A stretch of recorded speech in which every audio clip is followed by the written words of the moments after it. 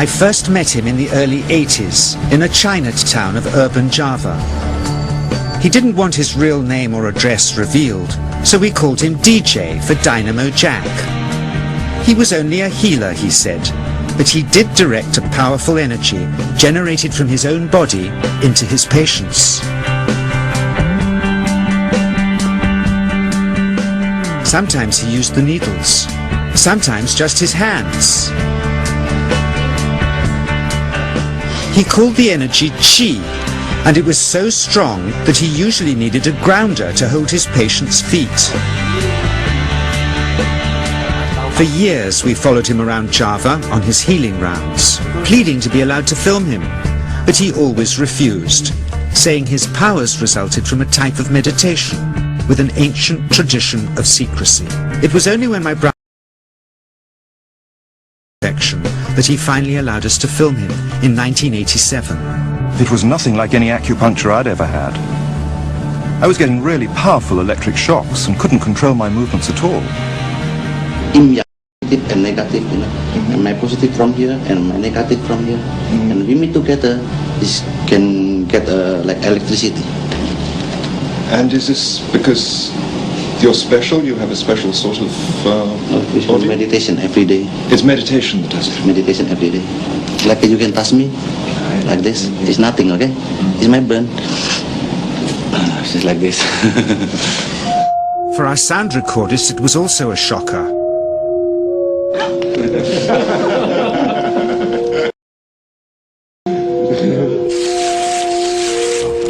He then took our newspaper outside and showed us how Qi can also be used to set things on fire.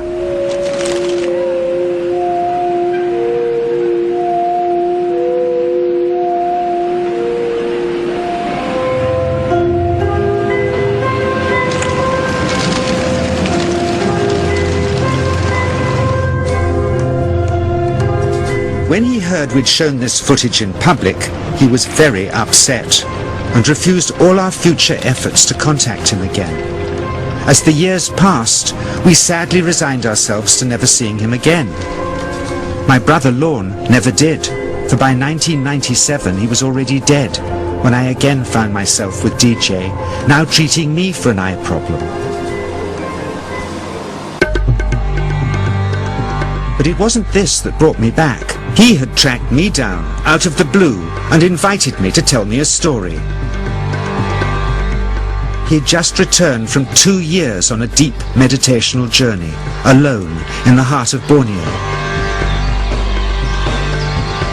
Amongst his revelations he had seen, he said, how history was moving on into great change, and the old wisdom was vanishing. So he'd called me back to film just enough of him to remind us that we all have undreamed of powers sleeping within us, and that there's nothing special about him except for his training in waking them. Grounding this patient, my cameraman Joe is having to use all his weight to keep contact. She is pushing him away.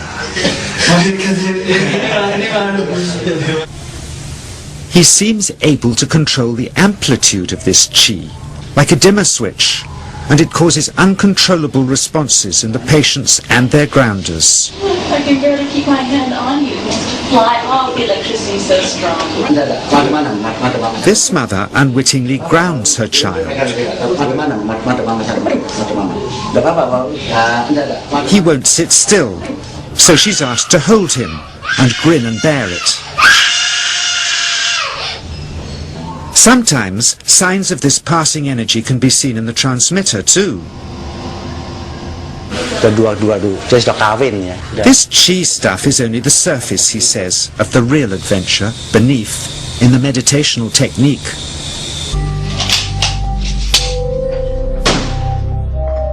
Projecting Qi from the palm of the hand can also be used to resist rifle pellets, he says.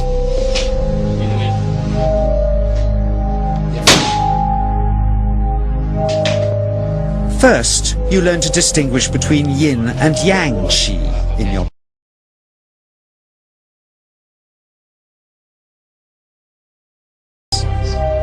and it's the proportionate mixture between yin and yang which accounts for different effects, like pulling or pushing objects or igniting them. Then he gets really strange.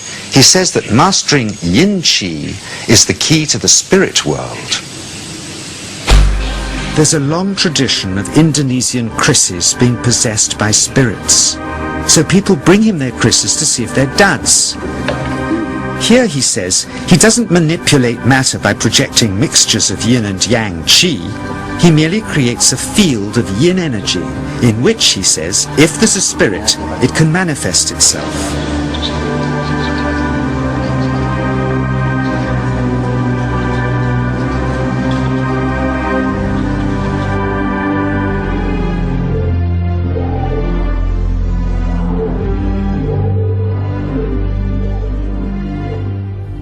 So I invited a small group of scientists back from the United States with measuring equipment to test if DJ was for real. And if so, where might this energy belong on the electromagnetic spectrum? Catherine Cook, CEO of the Mind Science Foundation in Texas. Dr. Roger Nilsson, a Swedish medic and international racing sailor. Dr. Greg Simpson, a physicist from New York's Albert Einstein University, and Andreas Polak, one of DJ's Australian students. The visitors are confident they'll uncover him as a fraud in no time. Greg is the first guinea pig, and he's uncomfortable about showing that he can feel anything at all. Dr. Roger doesn't know what to expect.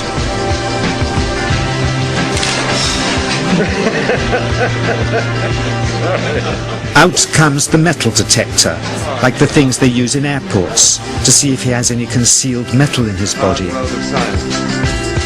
Then the voltmeter, to try and measure the qi. But how to get it to work? Where's the ground? What settings? DJ suggests that as his negative is his perineum, and his positive is his navel chakra, perhaps that's where the electrode should be attached. He doesn't stand on his dignity.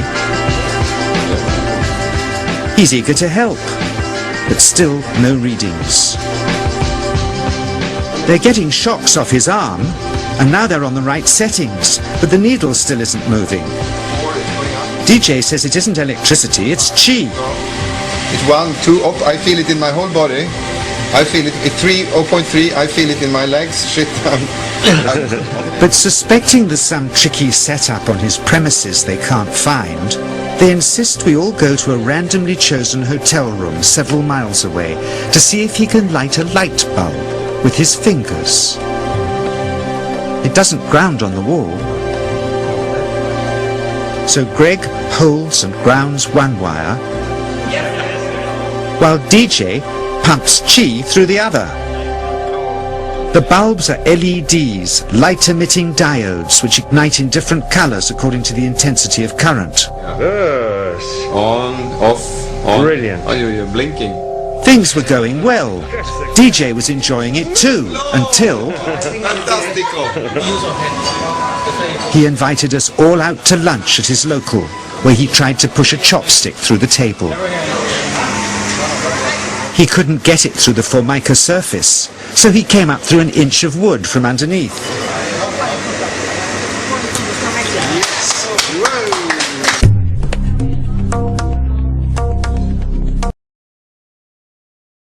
Blood, but a chopstick splinter had caught Alison here between the eyes, drawing more. The incident was laughed off apologetically, but next morning he was a different man, drawn and upset. He said he'd been visited all night by his long-dead master, raging that he'd broken the strict taboos of his sect, never to show off in public and never to cause harm or draw blood. He felt deeply chastised. All further testing and filming must end. Nor accept any new students. He would sink from sight and continue his healing in obscurity, as he had done since before we met him in the early 80s and had always told us was right. I realized that for science there's nothing conclusive here. Nor for me, really. who for years has felt this powerful energy flow through me and the patients I grounded for him, and seen what else he can do,